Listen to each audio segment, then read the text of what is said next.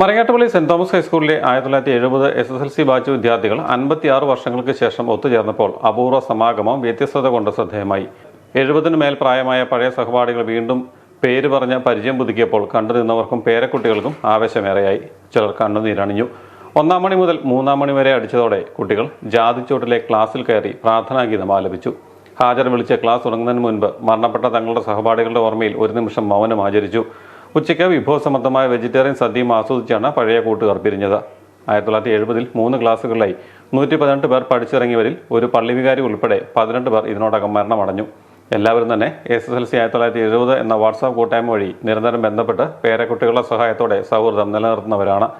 EN Revamma, TJ Kuriakose, AS Chandramohan, sister Valsamma Joseph, Elsa S, Cyril Jose, Job Thomas, Jancy Thomas, Devaki Kutty, Chandravathi, Mary MJ, CJ Joseph, Philomina തുടങ്ങിയവർ സംസാരിച്ചു.